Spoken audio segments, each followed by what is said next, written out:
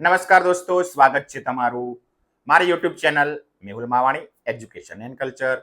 મિત્રો, ફરી પાછા ઉપસ્થિત છીએ એક નવા જ્ઞાન, એક નવા અધ્યાય સાથે. આજે શું શીખવાનું છે? શીખતા પહેલા અમારી આ બંને ચેનલને એટલે કે Mehul Mavani education and culture અને અરવલ્લી એજ્યુકેશનને સબસ્ક્રાઇબ કરવાનું ચૂકશો નહીં. વિડીયોની નીચે જે સબસ્ક્રાઇબનું બટન આપ્યું છે તે તમે દબાવી દો, જેથી નવા વિડીયો લઈને આવું તો તમારા સુધી ઝડપથી પહોંચી શકું. મિત્રો, આજે આપણે શીખવાનું છે તે ધોરણ 6. ધોરણ 6 નો વિષય કયો? તો મિત્રો, ધોરણ 6 નો વિષય છે સામાજિક વિજ્ઞાન. સામાજિક વિજ્ઞાનમાં આપણે શું શીખીશું? તો મિત્રો, એકમ પહેલો શીખવાનું છે જેનું નામ છે પૃથ્વી પરના સ્થાનોની સ્થિતિ. આ એકમના આપણે વૈકલ્પિકો પ્રશ્નો છે, જે એમસીક્યુ ટાઈપ પ્રશ્નો છે, મલ્ટિપલ ચોઇસ ક્વેશ્ચન પ્રશ્નો છે, તે આપણે શીખવાના છે. સુંદર મજાનો એકમ છે મિત્રો. શીખી ગયા હશો, સમજ્યા હશો અને જાણી પણ હશે. તો એમાંથી જે પરીક્ષાલક્ષી એમસીક્યુ આવે છે, જે પરીક્ષાલક્ષી ઉપયોગી પ્રશ્નો છે, તેની આપણે સુંદર મજાની ચર્ચા કરીશું. તો મિત્રો, તમને જવાબ આવડે તો કોમેન્ટ બોક્સમાં કોમેન્ટ પણ કરતા જજો. સુધારો વધારો હોય તો પણ કોમેન્ટ બોક્સમાં કોમેન્ટ કરજો. તો જોતા જઈએ પ્રશ્ન પહેલો. પ્રશ્ન પહેલો છે મિત્રો, પૃથ્વીનો ગોળો અંતરિક્ષમાં રહેલો છે, જે જળ, ભૂમિ, અગ્નિ અને વાયુથી બનેલો છે અને તે ગોળાકાર છે. તે સમગ્ર ભૂચર અને જળચર જીવોથી ઘેરાયેલ છે. આ વિધાન કોને કહ્યું છે? એકમ વાંચ્યો હશે, જાણ્યો હશે અને શીખ્યા હશો તો ખબર હશે. વરામિહિરે કહ્યું, જુલ્સ વર્ને કહ્યું, આર્યભટ્ટે કહ્યું કે પછી કોઈએ નહીં? આ વિધાન કોને કહ્યું? એકમ જોયું હશે, સમજ્યા હશો તો મિત્રો તમને ખ્યાલ હશે. તો ઉત્તર છે આર્યભટ્ટ. આ વિધાન આર્યભટ્ટે કહેલું છે. એકમની શરૂઆત કરશું એટલે દરેક એકમમાં કોટેશન આપે છે, સુંદર મજાની પંક્તિઓ આપે છે. આ પંક્તિ, આ સુવિચાર, આ કોટેશન આર્યભટ્ટ દ્વારા લખાયેલું છે. ઓકે, પરીક્ષામાં કદાચ પૂછાઈ શકે આવું પણ. કોઈ શહેરના અજાણ્યા સ્થળે તમે કોની મદદથી જઈ શકશો? મિત્રો, એકદમ સહેલો પ્રશ્ન. એ ટીવી થી, નકશાથી, હોકા યંત્રથી કે પૃથ્વીના ગોળાની મદદથી તમે અજાણ્યા સ્થળે જઈ શકશો? ઉત્તર છે નકશો. નકશો આવડશે, નકશો હશે તો તમે કોઈ પણ અજાણ્યું સ્થળ શોધી શકશો. પ્રશ્ન 3, સ્થળોને શોધવા માટે ખજાનાની ચાવી કઈ? સ્થળો શોધવા છે તો ટીવી થી શોધશો, પૃથ્વીના ગોળાની મદદથી શોધશો, હોકા યંત્રની મદદથી શોધશો કે નકશાની મદદથી? સ્થળો શોધવાની ચાવી છે નકશો. Okay, clear? ઉત્તર આવશે ડી, નકશો. પ્રશ્ન 4, કાગળ પર કોઈ પણ વિસ્તારનું પ્રતીકાત્મક નિરૂપણ અથવા ચિત્રનું આલેખન એટલે એને શું કહેવાય? સંકલ્પના છે, એને નકશો કહેવાય, ગ્લોબ કહેવાય, આલેખ કહેવાય કે ડી સમય રેખા કહેવાય? મિત્રો, શું કહેવાશે? કાગળ પર કોઈ પણ વિસ્તારનું પ્રતીકાત્મક નિરૂપણ અથવા ચિત્રનું આલેખન. તો મિત્રો, સાચો જવાબ છે નકશો. એને આપણે શું કહીશું? નકશો કહીએ છીએ. પ્રશ્ન 5, નકશાપોથી એટલાસ કોને કહેવાય? એ, નકશા દોરવાનું પુસ્તક હોય એને એટલાસ કહેવાય, નકશાઓનું પુસ્તક છે એને એટલાસ કહેવાય, સી, નકશાઓનો સંગ્રહ એને એટલાસ કહેવાય, કે બી અને સી બંને? બોલો, શું ઉત્તર આવશે? કોને કહીશું એટલાસ નકશાપોથી? તો સાચો જવાબ છે બી અને સી બંને. નકશાઓનું પુસ્તક કે નકશાઓના સંગ્રહને આપણે એટલાસ, નકશાપોથી કહીએ છીએ. ચલો આગળ. કુદરતી બાબતો દર્શાવતા નકશાને શું કહેવાય? ભૌતિક નકશા કહીશું એને, રાજકીય નકશા કહીશું, વિષય આધારિત નકશા કહીશું કે પછી સાંસ્કૃતિક નકશા કહીશું? બોલો, કુદરતી બાબતો દર્શાવતો હોય તેવા નકશાને આપણે કહીશું ભૌતિક નકશા. શું કહીશું? ભૌતિક નકશા તરીકે સંબોધીએ છીએ. નકશાના પ્રકાર છે, ઘણા બધા પ્રકાર છે, પરંતુ આપણે પાઠ્યપુસ્તકમાં જે નકશાઓ આપ્યા છે 4 પ્રકાર, એમાંથી આપણે આ ભૌતિક પ્રકારનો નકશો કોને કહેવાય તે લીધું. ચલો, દેશ અથવા રાજ્યો, સરહદો, શહેરો દર્શાવતા નકશાને કેવા પ્રકારના નકશાઓ કહે છે? એ, ભૌતિક નકશા, બી, રાજકીય નકશા, પ્રાકૃતિક નકશા કે ડી, સાંસ્કૃતિક નકશા? તો મિત્રો, ભૌતિક નકશા તો આપણે આગળ જોયા, કુદરતી બાબતો આવે. દેશ ને સરહદો અને રાજ્યો દર્શાવતા નકશાને આપણે કેવા નકશા કહીશું? તો રાજકીય નકશા તરીકે સંબોધીએ છીએ. શું કહીશું? અને કયા પ્રકારનો નકશો? રાજકીય નકશો. ચલો પ્રશ્ન 8. ભારતના રાજ્યો છે, ભારત દેશના કેન્દ્ર શાસિત પ્રદેશો છે, પાટનગરો છે વગેરે દર્શાવતા નકશાને કેવા પ્રકારના નકશાઓ કહીશું? ભૌતિક નકશાઓ, રાજકીય નકશાઓ, પ્રાકૃતિક નકશાઓ કે પછી સાંસ્કૃતિક નકશાઓ? ભારતના રાજ્યો આયા, કેન્દ્ર શાસિત પ્રદેશો આયા, પાટનગર આયા. હમણાં આપણે આગળ જોયું હતું એના ઉપરથી જ ઉત્તર છે. બોલો, જવા દઉં? સાચો ઉત્તર છે બી, રાજકીય નકશા કહીશું. કેવા નકશા કહીશું? રાજકીય નકશા. ચલો આગળ વધીએ. વિષય આધારિત નકશા એટલે કેવા પ્રકારના નકશા?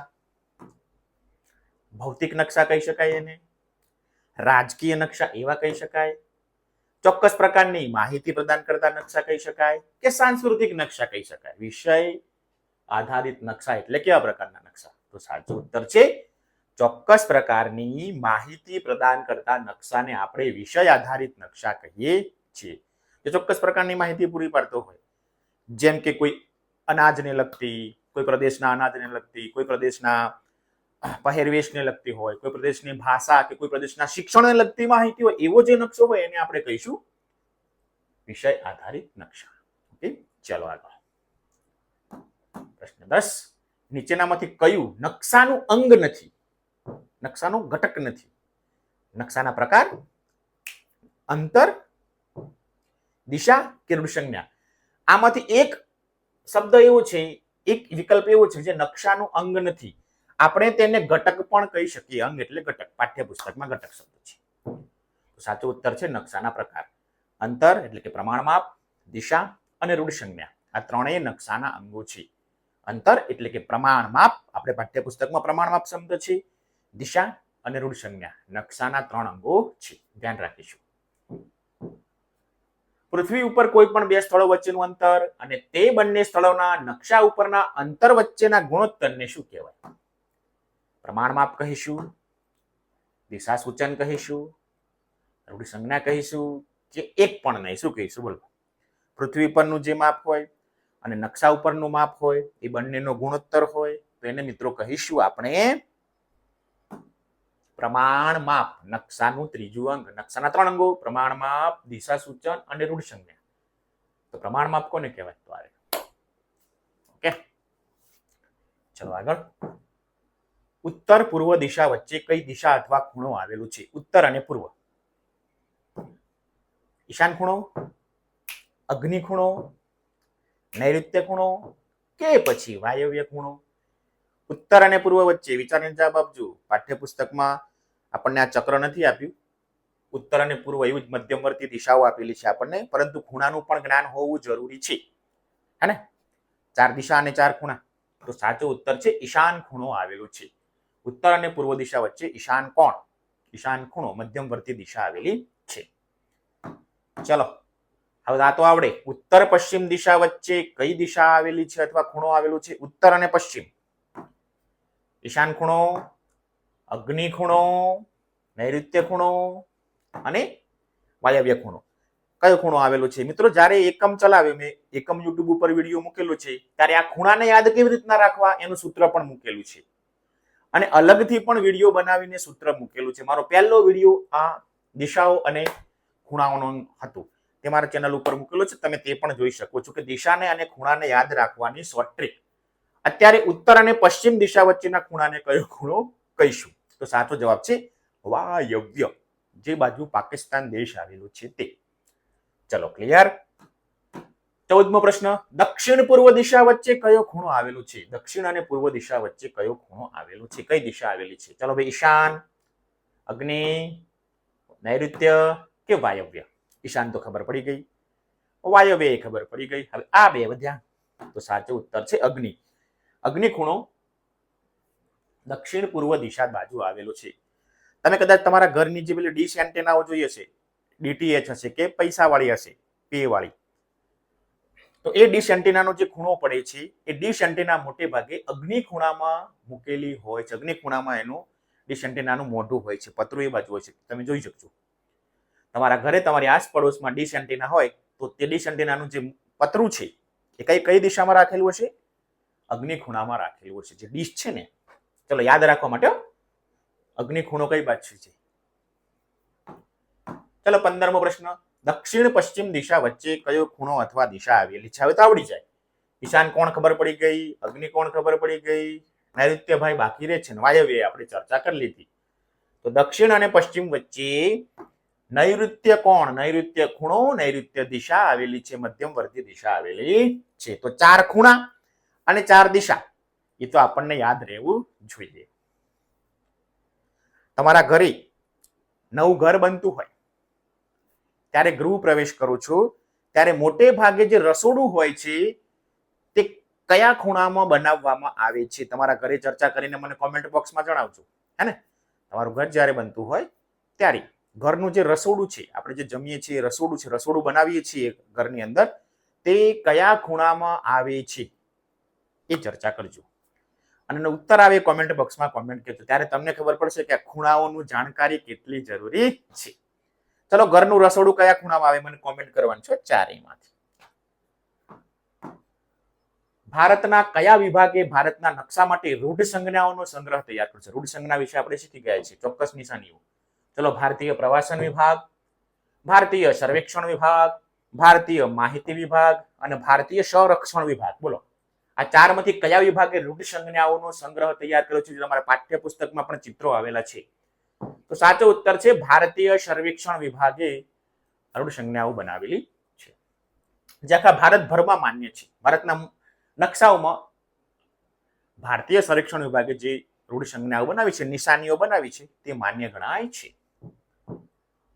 નકશા પર કોઈ સ્થાનની સ્થિતિને નક્કી કરવા માટે કઈ પદ્ધતિનો ઉપયોગ થાય છે? નકશા ઉપર કોઈ સ્થળ શોધવું છે, પૃથ્વી ઉપર કોઈ સ્થળ શોધવું છે, તો કઈ પદ્ધતિ વપરાય છે? દશાંશ પદ્ધતિ, નામ નિર્દેશ પદ્ધતિ, નિર્દેશાંક પદ્ધતિ કે એક પણ નહીં? આ 3 પદ્ધતિ છે, ચોથી એક પણ નહીં. બોલો, કઈ પદ્ધતિ વપરાય છે? એકમ શીખ્યા હશે તો તમને ખ્યાલ છે. સાચો ઉત્તર છે નિર્દેશાંક પદ્ધતિ, કોઓર્ડિનેટ્સ, એવું તમારા પાઠ્યપુસ્તકમાં અંગ્રેજી શબ્દ પણ છે. તો આની મદદથી આપણે પૃથ્વીનું કોઈ પણ સ્થળ શોધી શકીએ છીએ નકશામાં. પૃથ્વીના બંને ધ્રુવ વચ્ચે દોરેલી રેખાને, એટલે કે 0 અક્ષાંશને શું કહેવાય? પૃથ્વીની વચ્ચોવચ્ચી જે રેખા દોરેલી છે તેને શું કહેશું આપણે? ભૂમધ્ય રેખા, વિષુવવૃત્ત, એ અને બી બંને કે માત્ર એ? બોલો, શું કહીશું આપણે? પૃથ્વીના બંને ધ્રુવો વચ્ચે, ઉત્તર ધ્રુવ દક્ષિણ ધ્રુવ વચ્ચેથી પૃથ્વીના જે 2 ભાગ પાડે છે, પૃથ્વીની વચ્ચોવચ્ચથી પસાર થાય છે, તેને શું કહીશું? આ કે બંને આવશે કે માત્ર એ? તો સાચો ઉત્તર છે એ અને બી બંને. તેને ભૂમધ્ય રેખા પણ કહેવામાં આવે છે અને વિષુવવૃત્ત તરીકે પણ ઓળખીએ છીએ. છે ને મસ્ત મજાનો જવાબ, યાદ રાખી લેશું. પીએસ, આ કઈ રૂઢ સંજ્ઞા છે? પીએસ નો મતલબ શું થાય? શાળા, પોસ્ટ ઓફિસ, પોલીસ સ્ટેશન કે પછી પોસ્ટ અને ટેલિગ્રામ? તો મિત્રો સાચો ઉત્તર છે પોલીસ સ્ટેશન. પી એટલે પોલીસ, એસ એટલે સ્ટેશન. તો મિત્રો અંગ્રેજીમાં ઘણીવાર નકશામાં પીએસ લખેલું હોય તો એનો મતલબ થશે પોલીસ સ્ટેશન. પોસ્ટ ઓફિસ હોય તો શું લખેલું હોય? કોમેન્ટ બોક્સમાં જણાવજો. Post office. અને પોસ્ટ અને ટેલિગ્રામ વિભાગ હોય તો ત્યાં શું લખેલું હશે એ તમારે જણાવવાનું છે. ઓકે, પોસ્ટ ઓફિસ જણાવો. ચલો આગળ વધીએ. 20મો પ્રશ્ન, તમે વિષુવવૃત્ત પર ઊભા છો. વિષુવવૃત્ત પૃથ્વીની વચ્ચોવચથી જે અક્ષાંશ પ્રસાર થાય છે હમણાં આપણે જોયું, અને બંનેમાંથી કોઈ એક ધ્રુવ તરફ મુસાફરી કરી રહ્યા છો, કાં તો ઉત્તર ધ્રુવ તરફ કાં તો દક્ષિણ ધ્રુવ તરફ. તો ભૂમધ્ય રેખાથી તમારા અંતરમાં કોઈ ફેર પડશે? ભૂમધ્ય રેખાથી તમે ઉત્તર બાજુ જાઓ, ઉત્તર ધ્રુવ તરફ, કે દક્ષિણ બાજુ જાઓ, તો તમારા ભૂમધ્ય રેખાથી તમારા અંતરમાં શું ફેર પડશે? કેટલું જ અંતર રહેશે? વધશે અંતર, અંતર ઘટશે કે કોઈ ફેર નહીં પડે? તો મિત્રો સાચો ઉત્તર છે અંતર વધે છે. ભૂમધ્ય રેખાથી જેમ ઉત્તર બાજુ જઈએ તેમ ભૂમધ્ય રેખાથી અંતર વધતું જશે, અને જેમ જેમ દક્ષિણ ધ્રુવ તરફ જઈશું તેમ પણ તમારું અંતર વધતું જાય છે, કિલોમીટર વધશે સાદી ભાષામાં. ચલો આગળ વધીએ. પ્રશ્ન 21 છે, ભૂમધ્ય રેખાથી સમાંતર પૂર્વથી પશ્ચિમ સળંગ દોરેલી રેખાઓને શું કહે છે? શબ્દ પકડજો. ભૂમધ્ય રેખાથી સમાંતર પૂર્વથી પશ્ચિમ દોરેલી સમાંતર રેખાઓને શું કહેવાય? રેખાંશ, અક્ષાંશ એ અને બી બંને, એક પણ નહીં, શું કહીશું બોલો? કાં તો રેખાંશ કહેવાય, કાં તો અક્ષાંશ કહેવાય, કાં તો બંને કહેવાય, અને કાં તો કંઈ ના કહેવાય. તો સાચો ઉત્તર છે એને અક્ષાંશ કહેવામાં આવે છે. વિષુવવૃત્તથી પૃથ્વીની ગોળ ગોળ પૂર્વથી પશ્ચિમ ગોળ ગોળ જે વર્તુળો દોરેલા છે, રેખાઓ દોરેલી છે, તેને આપણે કહીશું અક્ષાંશ. તે નકશા ઉપર જ દોરેલી છે, પૃથ્વીના ગોળા ઉપર જ દોરેલી છે, વાસ્તવિક જમીન સપાટી ઉપર દોરેલી નથી, ધ્યાન રાખીશું. અક્ષાંશ કેવા છે? ચોરસ છે, અર્ધવર્તુળ છે, લંબચોરસ છે, કે પછી પૂરેપૂરા વર્તુળ છે? તો સાચો જવાબ છે અક્ષાંશ પૂરેપૂરા વર્તુળ છે, પૃથ્વીની ગોળ દોરેલા છે, ધ્યાન રાખજો. અને રેખાંશ આવશે ત્યારે અર્ધવર્તુળ છે, અડધા છે, કેમ કે ઉત્તર ધ્રુવથી દક્ષિણ ધ્રુવ દોરેલા છે, એ તમને ખ્યાલ છે, પૃથ્વીનો નકશો જોયો હશે ત્યારે. ભૂમધ્ય રેખાથી ઉત્તર કે દક્ષિણ તરફ આગળ વધતા અક્ષાંશના વર્તુળ કેવા થાય છે? ભૂમધ્ય રેખા છે આપણી વિષુવવૃત્ત, ત્યાંથી ઉત્તર બાજુ જઈએ કાં તો દક્ષિણ બાજુ જઈએ, તો પછી જે પેલા વર્તુળો છે એટલે કે રેખાંશ વૃત્તો છે એ કેવા થાય છે? નાના થતા જાય છે, મોટા થતા જાય છે, સી એક સરખા જ હોય છે, કે નાના મોટા થતા નથી, કોઈ ફેર પડતો નથી? તો મિત્રો જો નકશાને બરોબર જોયો હશે, પૃથ્વીના ગોળાને બરોબર જોયો હશે, તો ઉત્તર આવશે કે જે વર્તુળો છે એ ધીમે ધીમે ધીમે ઉત્તર તરફ જાઓ કે દક્ષિણ તરફ જાઓ નાના થતા જાય છે.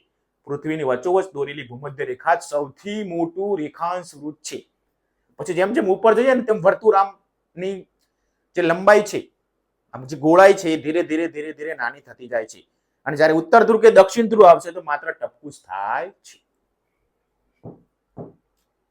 અક્ષાંશને સાનામાં દર્શાવવામાં આવે છે? અક્ષાંશ સાનામાં દર્શાવાય છે? કિલોમીટર, મીટર, અંકમાં, એમ કે ભાઈ પહોળાઈમાં દર્શાવવામાં આવે છે, લંબાઈમાં દર્શાવવામાં આવે છે, અંશમાં દર્શાવવામાં આવે છે, કે પછી એક પણ નહીં? અંશ એટલે ડિગ્રી, ખૂણો. તો સાચો જવાબ છે અક્ષાંશને કે રેખાંશને અંશમાં દર્શાવવામાં આવે છે, ખૂણાના આધારે. કોણ માપકનો ખૂણો તમે જોયો હશે, અંશ, કોણ, અથવા તો અંગ્રેજીમાં કહીશું ડિગ્રી, એના આધારે દર્શાવવામાં આવે છે. ચલો આગળ. વિષુવવૃત્ત વર્તુળનો અક્ષાંશ કેટલો છે? વિષુવવૃત્ત છે આપણે જોયું હમણાં, તો ભાઈ 180 ડિગ્રી છે, 0 ડિગ્રી છે, 90 ડિગ્રી છે, કે 360 ડિગ્રી એટલે કે 360 અંશ છે? કેટલો ખૂણો છે વિષુવવૃત્તના વર્તુળનો? તો સાચો જવાબ છે 0 અંશ ઉપર વિષુવવૃત્ત આવેલું છે, એનાથી 90 ડિગ્રી ઉત્તર અને 90 ડિગ્રી દક્ષિણ, એટલે કે કુલ મળીને અક્ષાંશ 181 છે. પ્રશ્ન થાય અક્ષાંશોની સંખ્યા કેટલી? તો 181. બંને ધ્રુવોના અક્ષાંશ કેટલી ડિગ્રી છે? બંને ધ્રુવ, ઉત્તર અને દક્ષિણ ધ્રુવ 180 ડિગ્રી ઉપર છે, 0 ડિગ્રી ઉપર છે, 90 અંશ ઉપર છે, કે 360 અંશ ઉપર છે, મતલબ કે ડિગ્રી ઉપર છે? ઉત્તર ધ્રુવ અને દક્ષિણ ધ્રુવ કઈ ડિગ્રી ઉપર છે, કયા અંશ ઉપર છે? તો સાચો જવાબ છે બંને 90 અંશ ઉપર આવેલા છે. કોણ માપકની મદદથી કાટખૂણો કરો વિષુવવૃત્તથી, તો 90 અંશ ઉપર ઉત્તર ધ્રુવ તમને મળશે, અને નીચે 90 અંશ દક્ષિણ ધ્રુવ મળશે. તો ઉત્તર ધ્રુવ હોય કે દક્ષિણ ધ્રુવ હોય, એના અક્ષાંશની ડિગ્રી અથવા તો કોણ અથવા તો અંશ 90 અંશ છે. ભૂમધ્ય રેખાની આસપાસ આબોહવા સામાન્ય રીતે કેવી છે? ભૂમધ્ય રેખા એટલે કે વિષુવવૃત્ત. ચલો ભાઈ, શીત છે એટલે કે ઠંડી છે ભૂમધ્ય રેખાની આસપાસ, સમશીતોષ્ણ છે એટલે કે નહીં ઠંડી નહીં ગરમ છે, ઉષ્ણ છે એટલે કે બહુ ગરમ છે, કે આમાંથી એક પણ નહીં, ને ઠંડી ને ગરમ, આ ત્રણેય મુદ્દાઓમાંથી એક પણ નહીં. કેવી હશે ભૂમધ્ય રેખા વિષુવવૃત્ત ઉપર? તો વિષુવવૃત્ત ઉપર સૂર્યના કિરણો સીધા પડે છે. જ્યારે તમારો એકમ ચાલુ હશે ત્યારે તમને તમારા શિક્ષકે કહ્યું હશે, જો સૂર્યના કિરણો સીધા પડતા હોય વિષુવવૃત્ત ઉપર, ભૂમધ્ય રેખા ઉપર, તો ત્યાં ગરમી હોય, અને ગરમી એટલે ઉષ્ણ. ઓકે, હવે આનાથી ઉલટું, તમે ઉગતા સૂર્યની દિશા તરફ ચાલો, સૂરજ ઉગી રહ્યો છે પૂર્વ દિશામાં, એ તરફ તમે ચાલી રહ્યા છો, પછી તમે ડાબા હાથ બાજુ વળી જાઓ છો. ધારો કે સૂર્ય આ બાજુ છે, હું એ બાજુ ચાલી રહ્યો છું અને ડાબા હાથે વળી ગયો, તો આ દિશા કઈ થઈ?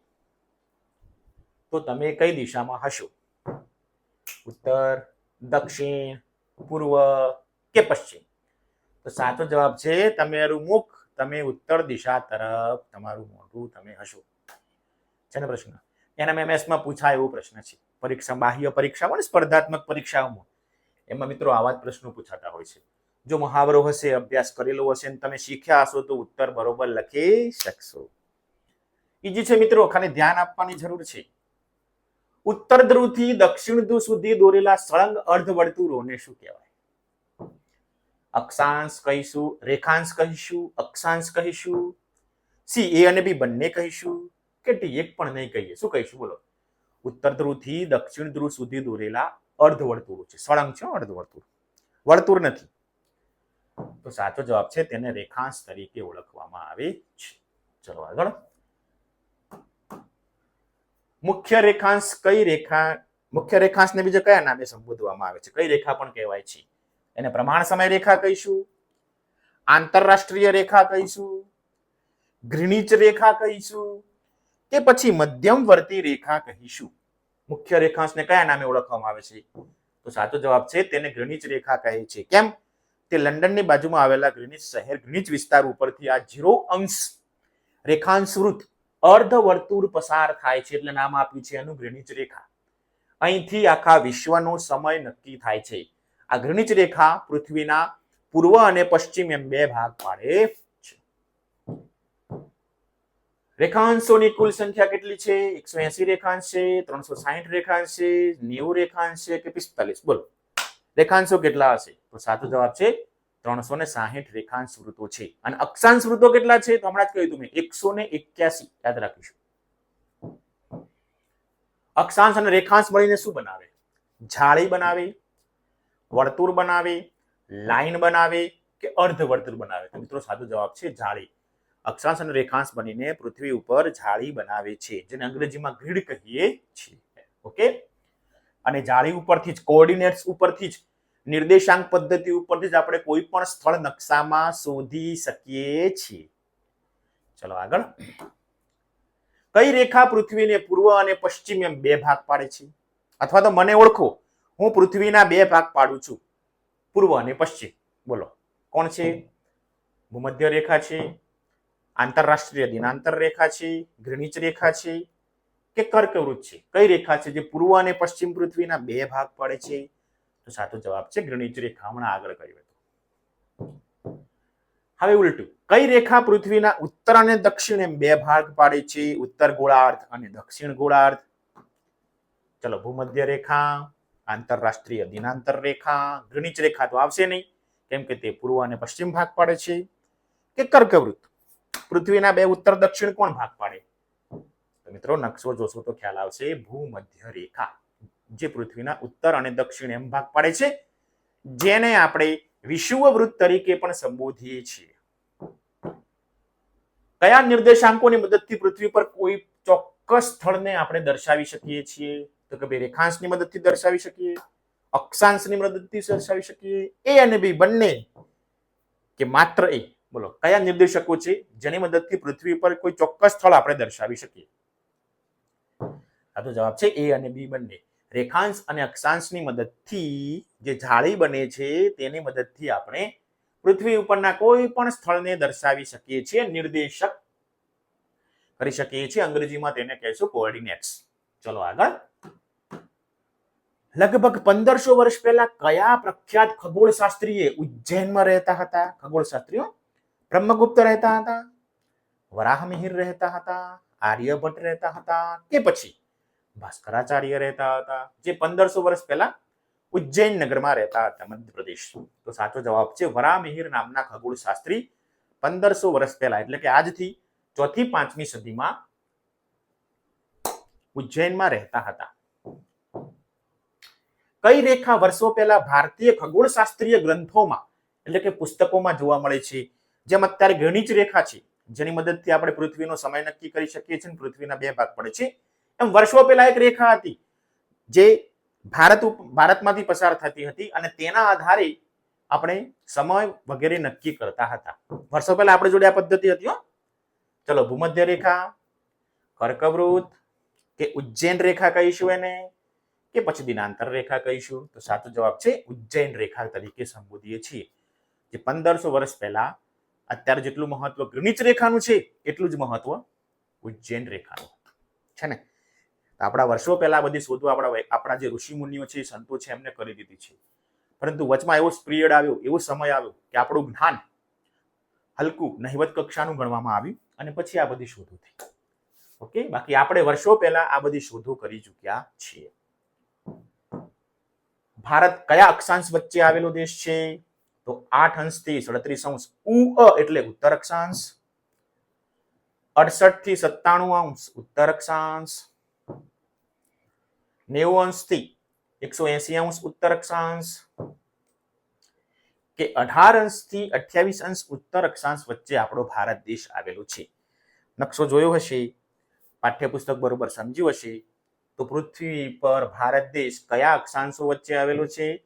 તો સાચો જવાબ છે 8 ડિગ્રી થી 37 ડિગ્રી ઉત્તર અક્ષાંશ વચ્ચે ઉત્તરની બાજુએ આપણો ભારત દેશ આવેલો છે. તમે નકશો જોજો બરાબર, જેથી કરીને તમને આ પ્રશ્ન આવડી જાય. પોઈન્ટમાં પણ અક્ષાંશવૃત્ત છે, પરંતુ આપણે હમણાં પોઈન્ટની શીખવાની જરૂર નથી, પાઠ્યપુસ્તકમાં આપેલ નથી, એટલે તમને પૂર્ણાંકમાં દર્શાવેલા છે. ચલો આગળ. પૃથ્વી પોતાની ધરી ઉપર કઈ દિશામાં ફરે છે? પૃથ્વી ગોળ ગોળ તો ફરે છે ધરી ઉપર, સૂર્યની ગોળ ગોળે ફરે છે અને પોતાની ધરી ઉપર પણ 24 કલાકમાં એક આંટો પૂરો કરે છે. તો કઈ દિશામાં ફરે છે? પૂર્વથી પશ્ચિમ ફરે છે, પશ્ચિમથી પૂર્વ ફરે છે, ઉત્તરથી દક્ષિણ ફરે છે કે દક્ષિણથી પશ્ચિમ ફરે છે? કઈ બાજુ પૃથ્વી ફરતી હશે? સાચો જવાબ છે પૃથ્વી પશ્ચિમથી પૂર્વ દિશા તરફ ગોળ ફરે છે પોતાની ધરી પર. યાદ રાખજો, પશ્ચિમથી પૂર્વ, ભૂલ ના થાય. અહીંયા દિશામાં ગમે તેમ લખેલું હોય. પૃથ્વી પોતાની ધરી ઉપર કેટલા કલાકમાં એક ચક્કર પૂરું કરે? પૃથ્વી આમ ધરીથી આમ ગોળ ફરીને ફરતી એક ચક્કર આમ પૂરું કરે તો કેટલા કલાક લાગે? 15 કલાક લાગે, 30 કલાક લાગે, 24 કલાક લાગે કે પછી 12 કલાક? તો સાચો ઉત્તર છે 24 કલાકની અંદર પૃથ્વી પોતાની ધરી ઉપર, એટલે કે અહીં છે તમે તો આમ પૃથ્વી આમ ફરીને આ જગ્યા ઉપર પાછી ફરે, આમ ગોળ ફરીને એ સ્થળ પાછું એ જ જગ્યા ઉપર ફરીથી આવે તો 24 કલાક થાય. 24 કલાકને આપણે એક દિવસ કહીએ છીએ. ચલો આગળ વધીએ. તો પૃથ્વી પોતાની ધરી ઉપર એક આંટો પૂરો કરતા 24 કલાક લાગે છે. સાચો ઉત્તર છે સી. પ્રશ્ન 41. પૃથ્વી દર કલાકે કેટલા રેખાંશ ખસે છે? મિત્રો 360 રેખાંશ છે, તો દર કલાકે પૃથ્વી કેટલા રેખાંશ કરે?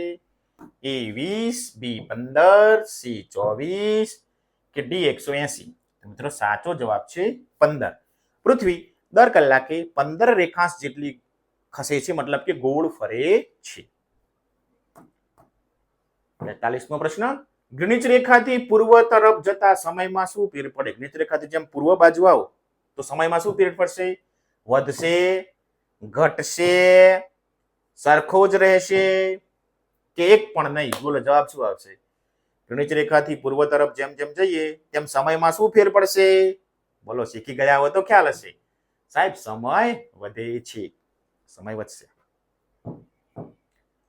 ગ્રીનિચ રેખાથી પશ્ચિમ તરફ જતા સમયમાં શું ફેરફાર પડે? હવે ઉલટું, સમય વધશે, સમય ઘટશે, સરખો જ રહેશે કે એક પણ નહીં? તો મિત્રો સમય ઘટશે. ગ્રીનિચ રેખાથી જેમ પશ્ચિમ બાજુ વધતા જઈએ, ચાલતા જઈએ, તેમ તેમ સમયમાં ઘટાડો થતો જાય છે.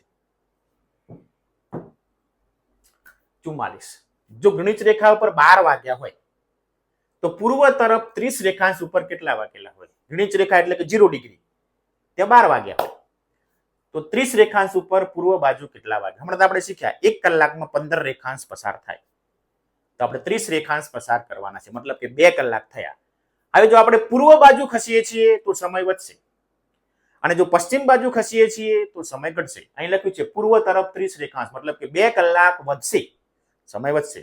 તો 12 માં 2 ઉમેરો તમને જવાબ મળી જશે.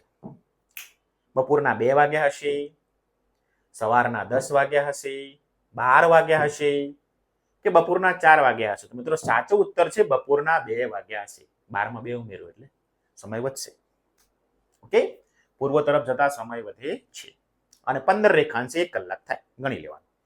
ટૂંકું ને ટચ. ભારતીય પ્રમાણ સમયને અંગ્રેજીમાં શું કહેવાય? A GMT, B IST, IDLC અને ચોથું છે ગ્રીડ.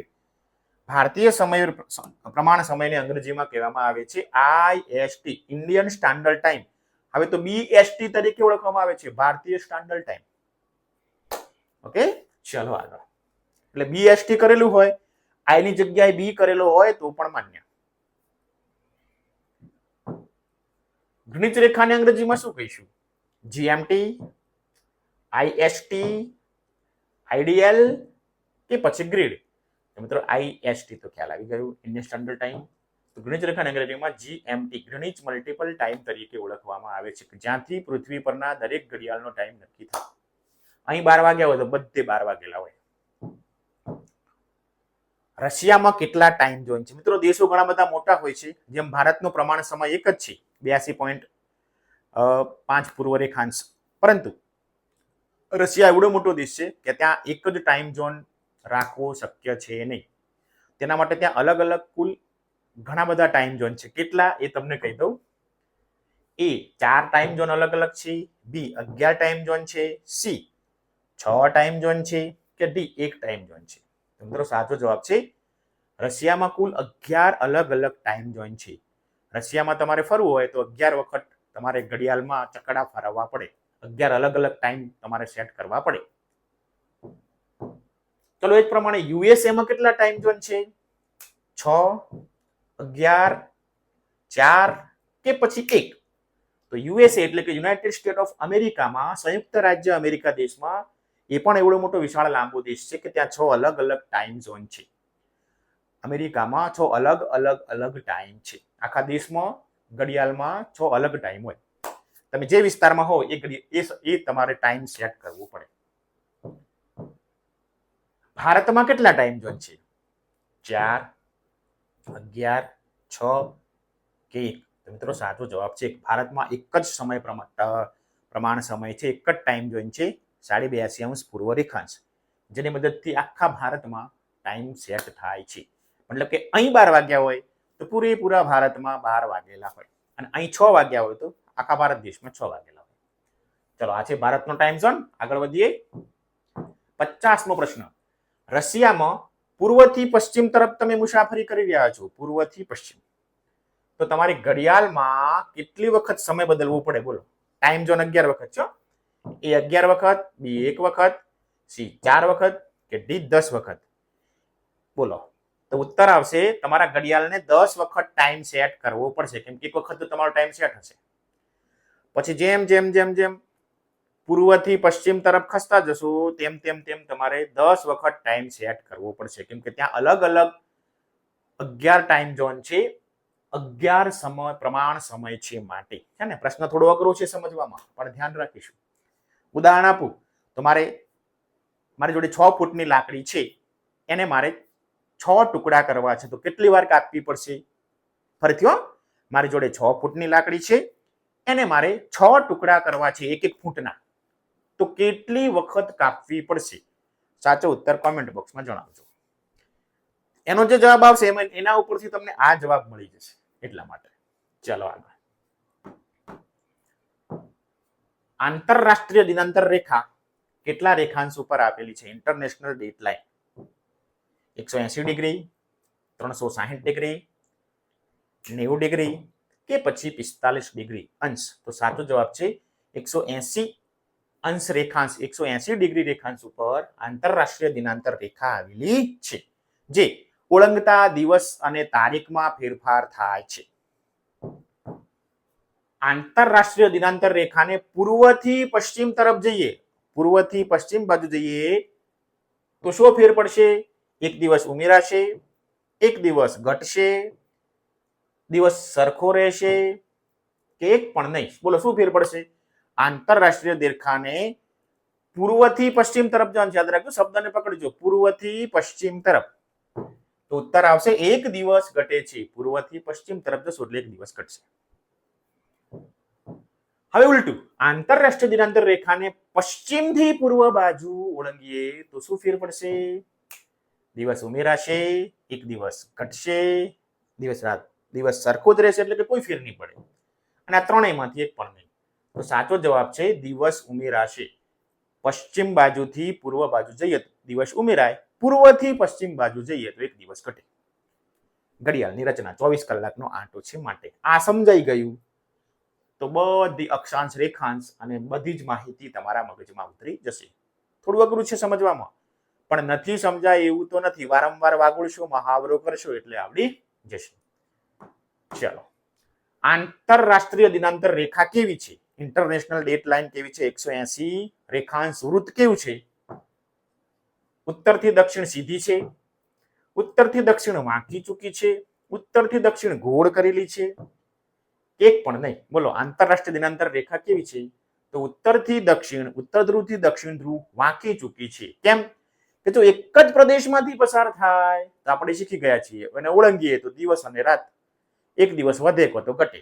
હવે એક જ પ્રદેશમાંથી પસાર થતી હોય, એક જ દેશમાંથી પસાર થતી હોય તો એક જ દેશમાં કાં તો 2 વાર આવે અને 2 તારીખ આવે, એટલે એને જમીન બાજુથી દરિયા તરફ વાળેલી છે, જેથી એક જ પ્રદેશમાં, એક જ દેશમાં તારીખ અને વાર બદલાય નહીં, એટલા માટે. ચલો આગળ, 54 બાદ 55મો. મેહુલ અને પરેશ નકશાનું અવલોકન કરી રહ્યા છે, જેનું પ્રમાણ માપ 1 સેન્ટીમીટર બરાબર 20 કિમી છે. પરેશ કહે, જો સુરેન્દ્રનગરથી દિલ્હી વચ્ચે નકશામાં અંતર 56 સેન્ટીમીટર છે તો વાસ્તવિક અંતર કેટલું હશે? તો મેહુલે શું જવાબ આપ્યો હશે? બોલો, નકશામાં 1 સેન્ટીમીટર બરાબર 20 કિલોમીટર છે. હવે સુરેન્દ્રનગરથી દિલ્હી વચ્ચેનું અંતર 56 કિલોમીટર છે. અરે, નકશાની અંદર 56 સેન્ટીમીટર છે, તો વાસ્તવિક અંતર કેટલું હશે? ગણી બતાવો. ચલો, એ 1220 કિલોમીટર હશે, શું કેવું તમારું? બી 1020 કિલોમીટર હશે, ડી 2220 કિલોમીટર હશે, કે ડી 1120 કિલોમીટર હશે? કેટલું અંતર હશે? તો મિત્રો આપણને ખબર છે 1 સેન્ટીમીટર બરાબર 20 કિલોમીટર છે, તો 56 સેન્ટીમીટર બરાબર 56 અને 20 નો ગુણાકાર કરીએ તો ઉત્તર આવશે, ગુણાકાર કરશો તો 1120. મતલબ કે દિલ્હી અને સુરેન્દ્રનગર વચ્ચે અંતર 1120 કિલોમીટર છે જમીન ઉપર. નકશામાં 56 સેન્ટીમીટર છે, જમીન ઉપર 120 કિલોમીટર થશે. તો મિત્રો આ રીતે નકશો ચોક્કસ સાઈઝમાં દોરાય છે અને પ્રમાણ માપ કહેવામાં આવે છે. નકશાનું એક અંગ છે, એક ઘટક છે પ્રમાણ માપ. ઓકે, આ પ્રશ્ન બરોબર મગજમાં આવી જવો જોઈએ. અહીંયા મિત્રો પરીક્ષામાં શું કરશે? ઘણી વખત પ્રમાણ માપમાં ફેરફાર કરી નાખશે અને કિલોમીટરમાં ફેરફાર કરી નાખશે, લંબાઈમાં ફેરફાર કરી નાખશે, પછી તમને પ્રશ્ન પૂછશે. પણ જો આ પદ્ધતિ મગજમાં આવડી જશે તો પછી પ્રમાણ માપ ગમે એટલું હોય, અંતર ગમે એટલું હોય, તમે પ્રમાણ માપની મદદથી અંતર માપી શકો છો, વાસ્તવિક અંતર માપી શકો છો. ચલો આગળ મિત્રો, આવે છે પ્રશ્ન 56. નકશાની બાબતમાં કયું વિધાન સાચું નથી? એ, નકશો સ્થળો શોધવામાં ખજાનાની માર્ગદર્શિકા જેવો છે. નકશો એ કોઈ પણ વિસ્તારનું પ્રતીકાત્મક નિરૂપણ છે. નકશો તમે સપાટી બાજુથી જોઈ રહ્યા છો તેવો દેખાય છે. કે નકશો નકશામાં રહેલા દિશા નિર્દેશ નકશાને સમજવામાં મદદરૂપ થાય છે. તો મિત્રો સાચું વિધાન એ આવશે કે નકશાને તમે સપાટી બાજુ જોઈ રહ્યા છો તેવો હશે, નકશાને ઉપરથી તમે જોઈ રહ્યા છો તેવું તમને નકશો જોવા મળશે. ત્રણે બધા શબ્દ એવા ભેળસેળ છે, ઘણીવાર તમે કન્ફ્યુઝ થઈ જશો, પણ સાચો ઉત્તર આ છે. આ છે HOT હાયર ઓર્ડર થિંકિંગ પ્રશ્નો, તમારે વિચારીને જવાબ આપવો પડશે. કોઈ શહેરના અજાણ્યા સ્થળે તમે કોની મદદથી જઈ શકશો? ચલો, કોઈ સ્થાનિક વ્યક્તિને પૂછીને જઈ શકશો, નકશાની મદદથી જઈ શકશો, એ અને બી બંને, એટલે કે ઉપરોક્ત બંને, એક પણ નહીં. બોલો શું જવાબ આવશે? કોઈ શહેરના અજાણ્યા સ્થળે તમે કોની મદદથી જઈ શકશો? તો સાચો ઉત્તર છે ઉપરોક્ત બંને. કોઈ વ્યક્તિને પૂછી શકો છો અથવા તો નકશાની મદદથી. છે ને કન્ફ્યુઝન? ચાલો, રેખાંશ માટે કયું વિધાન સાચું નથી? રેખાંશ શબ્દ છે મિત્રો, ઉત્તર ધ્રુવથી દક્ષિણ ધ્રુવ સુધી જાય છે, તેને અંશમાં માપવામાં આવે છે, તેના માપ દ્વારા જે તે સ્થળનો સમય નક્કી થાય છે, તે વર્તુળ સ્વરૂપે હોય છે. તો મિત્રો કયું વિધાન સાચું નથી? તો ઉત્તર આવશે ડી, તે વર્તુળ સ્વરૂપે હોતા નથી, અર્ધ વર્તુળ છે. બાકી ઉત્તર ધ્રુવ દક્ષિણ ધ્રુવે જાય, અંશમાં માપવામાં આવે છે ડિગ્રીમાં, અને તેના માપ દ્વારા જે તે સ્થળનો સમય નક્કી થાય છે. અર્ધ વર્તુળ આવશે, વર્તુળ આવશે નહીં. તો આ વિધાન ખોટું છે.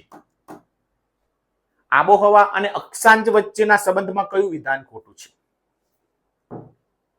ભૂમધ્ય રેખાની આસપાસ આબોહવા ઉષ્ણ છે, આપણે આગળ શીખ્યા હતા. ઉત્તર ધ્રુવની નજીક જતા આબોહવા ઉષ્ણ થાય છે, દક્ષિણ ધ્રુવ નજીક આબોહવા શીત હોય છે. ડી, ભૂમધ્ય રેખાથી દૂર જતા આબોહવા શીતોષ્ણ બને છે. સાચો જવાબ શું આવશે? કયું વિધાન ખોટું છે? તો મિત્રો ખોટું છે બી વિધાન, ઉત્તર ધ્રુવ નજીક આબોહવા ઉષ્ણ હોતી નથી. આપણે શીખી ગયા છીએ ઉત્તર ધ્રુવ અને દક્ષિણ ધ્રુવ જ્યાં સૂર્યના કિરણો ત્રાંસા પડે છે ત્યાં ઉષ્ણ એટલે ગરમી ના હોય, ઠંડી હોય, શીત હોય. દક્ષિણ ધ્રુવ ઉત્તર ધ્રુવ બંને બાજુ વાતાવરણ સરખું છે. આ વિધાન ખોટું છે. ओके, बात आ रही है समझ में?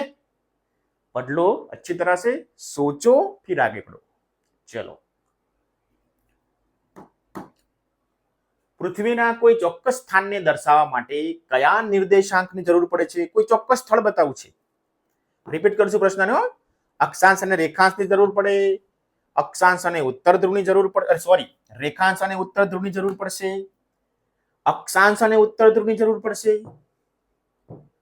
કે ડી, ઉત્તર ધ્રુવ અને દક્ષિણ ધ્રુવની જરૂર પડશે? બોલો, કોઈ પણ સ્થળનું ચોક્કસ નિર્દેશાંક કરવો છે તો કોની જરૂર પડશે? સાહેબ, અક્ષાંશ અને રેખાંશની જરૂર પડે છે. ચલો આગળ વધીએ.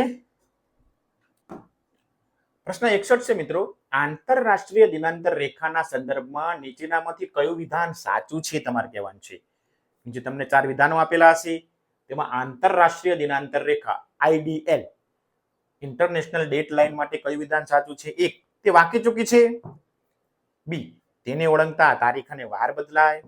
સી, તો 180 ડિગ્રી રેખાંશ છે કે ડી, આપેલ તમામ? બોલો શું જવાબ આવશે? આમાંથી કયું વિધાન આંતરરાષ્ટ્રીય દિનાંતર રેખા માટે સાચું છે? તો સાચો જવાબ છે ડી, આપેલ તમામ. આ 3 વિધાન આંતરરાષ્ટ્રીય દિનાંતર રેખા માટે સાચા છે.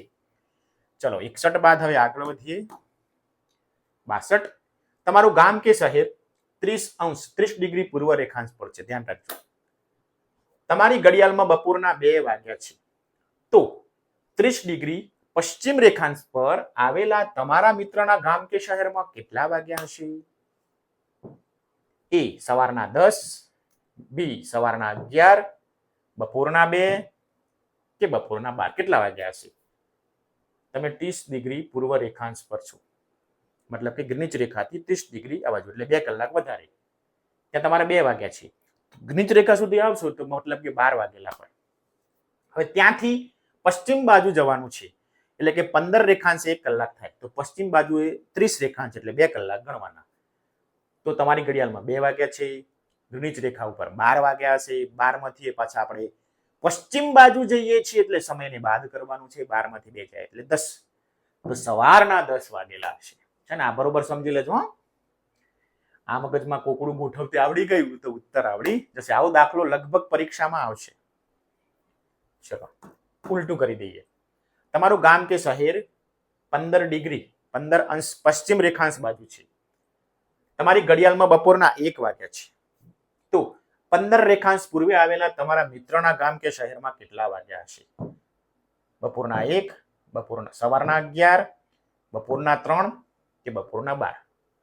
તમે તમારું ગામ 15 ડિગ્રી 25 રેખાંશ ઉપર છે, પશ્ચિમ બાજુ છે, એટલે કે ગ્રીનિચ રેખાથી પશ્ચિમ બાજુ સમય ઘટશે. એટલે કે અહીં 1 વાગ્યો છે તો જ્યારે તમે ગ્રીનિચ રેખા ઉપર આવશો ત્યારે 12 વાગ્યા હશે, 15 ડિગ્રી બાદ કરતા 0 અંશ. હવે એ થી 15 ડિગ્રી પૂર્વ બાજુ જવાનું છે એટલે કે સમય પાછો વધારવો પડશે તો 12 માં પાછા 1 ઉમેરશું એટલે ઉત્તર આવશે 1. બપોરના 1 વાગેલો હશે. આ એનો ઉત્તર. ઓકે. 62માં પ્રશ્નમાં થોડું આપણે ઉલટું પૂછ્યું હતું, એમાંથી આમાં ઉલટું પૂછ્યું. અહીં ડિગ્રી અને સમય ઉપરથી આપણે રેખાંશ ઉપરથી સમય નક્કી કરી શકીએ છીએ. ચલો 64મો પ્રશ્ન. 3 PM બરાબર 45 ડિગ્રી પૂર્વ રેખાંશ તો 9 AM બરાબર કેટલા પશ્ચિમ રેખાંશ થશે?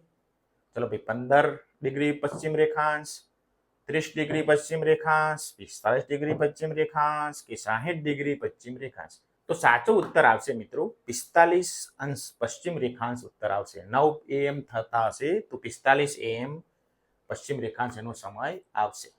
બરોબર? જેમ આપણે આગળના પ્રશ્નો જોયા તેની ઉપરથી આ પ્રશ્ન બનાવેલું છે. થોડું અઘરું છે પણ સમજવામાં ધ્યાન રાખજો. ચલો આગળ. નકશામાં રૂઢ સંજ્ઞાનો ઉપયોગ કરવાનું મુખ્ય કારણ શું? રૂઢ સંજ્ઞા શા માટે વપરાય? એ, નકશાને રંગીન અને સુંદર બનાવવા માટે વપરાતી હશે. બી, માત્ર સરકારી કામકાજ માટે જ વપરાતી હશે. મર્યાદિત જગ્યામાં વાસ્તવિક દુનિયાની મોટી વસ્તુઓ દર્શાવવા માટે. કે ડી, નકશાની ભાષાને અઘરી કરવા. મિત્રો સાચો ઉત્તર આવશે મર્યાદિત જગ્યામાં વાસ્તવિક દુનિયાની મોટી વસ્તુઓ દર્શાવવા માટે રૂઢ સંજ્ઞા ચોક્કસ નિશાનીઓ ચિહ્નોનો ઉપયોગ થાય છે. ધ્યાને રાખીશું. થોડો એચઓટી પ્રકારનો પ્રશ્ન છે. છેલ્લો પ્રશ્ન, જો કોઈ સ્થળ ના નિર્દેશાંક 20° ઉત્તર અક્ષાંશ અને 25° પૂર્વ રેખાંશ હોય તો તે કયા ગોળાર્ધમાં આવેલું હશે?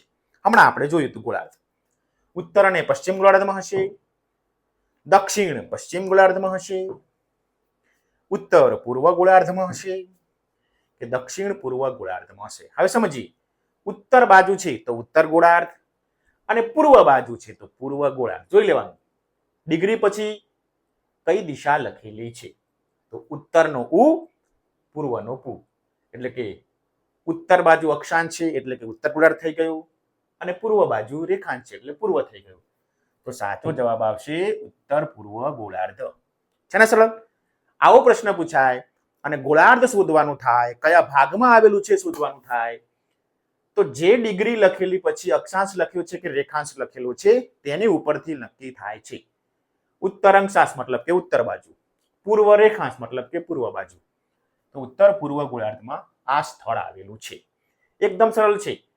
ઉત્તરમાં જ પ્રશ્નમાં જ ઉત્તર છુપાયેલો છે. ચાલો આગળ. ભારત કયા રેખાંશો વચ્ચે આવેલું છે? ચલો 8 ડિગ્રી થી 37 ડિગ્રી પૂર્વ રેખાંશ, 68 ડિગ્રી થી 97 ડિગ્રી પૂર્વ રેખાંશ, 90 ડિગ્રી થી 180 પૂર્વ રેખાંશ કે 18 ડિગ્રી થી 28 ડિગ્રી પૂર્વ રેખાંશ. તો સાચો ઉત્તર છે 38 ડિગ્રી થી 97 ડિગ્રી પૂર્વ રેખાંશ વચ્ચે આવેલું છે આપણો ભારત દેશ. તો મિત્રો આ હતા પ્રશ્નો એકમ 1 ના. લગભગ 65 જેટલા પ્રશ્નો તમને કાઢ્યા છે. એકમને ક્રમશઃ પ્રશ્નો લીધેલા છે જે તમને સમજવામાં, પરીક્ષાલક્ષી તૈયારી કરવામાં ખૂબ ઉપયોગી થશે. આશા રાખું છું કે તમને તમામ ઉત્તરો સમજાઈ ગયા હશે, વિડીયો ગમ્યો હશે. વિડીયો ગમ્યો હોય તો વિડીયોને લાઈક કરી દેજો, ચેનલને ફરીથી સબસ્ક્રાઇબ કરી દેજો ભૂલી ગયા હોય તો. અને પ્રશ્ન ના સમજાયો હોય તો ફરીથી વિડીયોને જોજો, વિડીયોનો મહાવરો કરતા રહેજો જેથી ઉત્તરોની તૈયારી થઈ શકે. ફરીથી મળીશું એક નવા એકમના નવા MCQ વૈકલ્પિક પ્રશ્નો સાથે. ત્યાં સુધી રામ રામ.